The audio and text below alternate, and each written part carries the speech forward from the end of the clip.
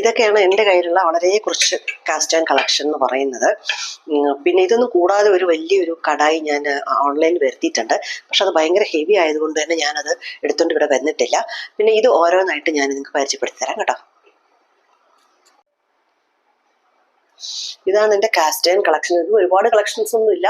ഇനി ഇത് കൂടാതെ ഒരു വലിയൊരു അയൺ കടായി അവിടെ ഇരിക്കുന്നുണ്ട്. അതൊരു 4 ലിറ്റർ എന്താണെന്ന് തോന്നുന്നു. അതെനിക്ക് എടുത്ത് പൊക്കിക്കൊണ്ട് വരാൻ പറ്റാത്തതുകൊണ്ട് ഞാനത് നിങ്ങളെ എപ്പോൾ എടുത്തുകൊണ്ടത് കാണിക്കുന്നില്ല.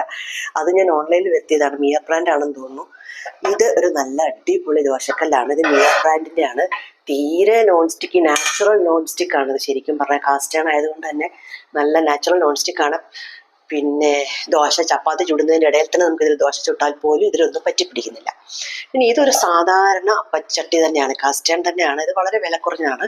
മിയറൊക്കെ ഒരു 2000 എബോ ഉണ്ട് കേട്ടോ, മിയർ ബ്രാൻഡൊക്കെ.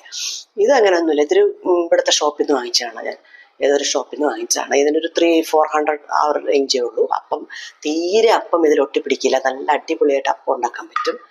പിന്നെ ഇത് മിയർ ബ്രാൻഡിൻ്റെ തന്നെ ഒരു പാനാണ്. ഇതും നല്ല കോസ്റ്റ്ലിയാണ്. എനിക്ക് തോന്നുന്നു 2000 എബോ തന്നെ ഇതിനും ഉണ്ടായിരുന്നു അന്ന് ഞാൻ വാങ്ങിക്കുമ്പോൾ. ഇതൊക്കെ എൻ്റെ കയ്യിലൊരു 4-5 കൊല്ലമായിട്ടുള്ളതാണ്. ഇതൊക്കെ ഇറങ്ങിയ ആ ഒരു വിപണിയിൽ ഇറങ്ങിയ സമയത്ത് ഞാൻ വാങ്ങിച്ചു കൂട്ടിയതാണ്. അപ്പം ഇത് ഓംലെറ്റ്, എൻ്റെ ഓംലെറ്റ് തോരൻ, സോറി മുട്ടത്തോരനിൽ ഇത് കണ്ടിട്ടുണ്ട് നിങ്ങൾ. അപ്പോൾ അതൊക്കെ നല്ലതായിട്ട് ഇതിൽ ചെയ്യാൻ പറ്റുന്നുണ്ട്. ഫ്രൈ ചെയ്യാൻ പറ്റും, നമുക്ക് ഫിഷ് ഫ്രൈ അതൊക്കെ ചെയ്യാൻ പറ്റും. പക്ഷേ ഇത് കംപ്ലീറ്റ് നോൺ സ്റ്റിക്ക് എന്ന് പറയാൻ പറ്റില്ല. പക്ഷെ മുട്ട ഉണ്ടാക്കുമ്പോൾ വലിയ പ്രശ്നമില്ല. മീനൊക്കെ വറക്കുമ്പോൾ അത്ര നോൺ സ്റ്റിക്ക് അല്ല.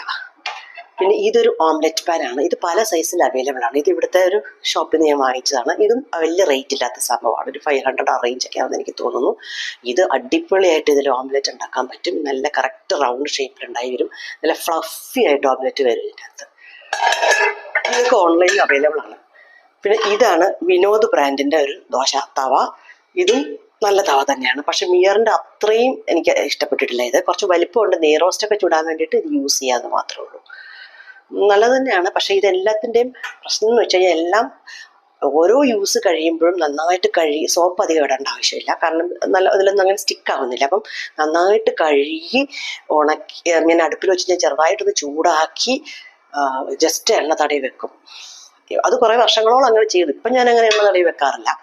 ഒരു 3-4 വർഷമൊക്കെ അങ്ങനെ ചെയ്യേണ്ടി വന്നിട്ടുണ്ട്. ഇപ്പം ഇതൊന്നും ഞാൻ എണ്ണ തടവിയിട്ടില്ല. ഇതൊക്കെ അങ്ങനെ തന്നെ ഇരിക്കുകയാണ് കേട്ടോ. ഒറിജിനൽ ഷേപ്പാണ്. പിന്നെ ഇതൊന്നും കൂടാതെ എൻ്റെ അടുത്ത് ഇതിനേക്കാളിലൊക്കെ കുറേ വർഷങ്ങൾക്ക് മുമ്പുള്ള ഒരു പാവം അനഡൈസ്ഡ് പാനാണിത്. ഇതിൽ ഞാൻ അനഡൈസ്ഡ് തവയാണ്. ഇതിൽ ഞാൻ ബ്രെഡ് ഓംലെറ്റ് ഒക്കെ ഉണ്ടാക്കാനായിട്ടാണ് യൂസ് ചെയ്തത്. വേറെ ഒന്നും ഞാൻ ഇത് എടുക്കാറില്ല. പിന്നെ എന്തെങ്കിലും ചപ്പാത്തി എന്തെങ്കിലും ചൂടാക്കണമെങ്കിൽ അങ്ങനെ എന്തെങ്കിലുമൊക്കെ യൂസിന് മാത്രമേ യൂസ് ചെയ്യാറുള്ളൂ. ഇത് നോൺ സ്റ്റിക്ക് അല്ല, ഇത് ഹാർഡ് അനഡൈസ്ഡ് ആണ്. ഇതാണ് എൻ്റെ കാസ്റ്റ് അയൺ വിശേഷങ്ങൾ.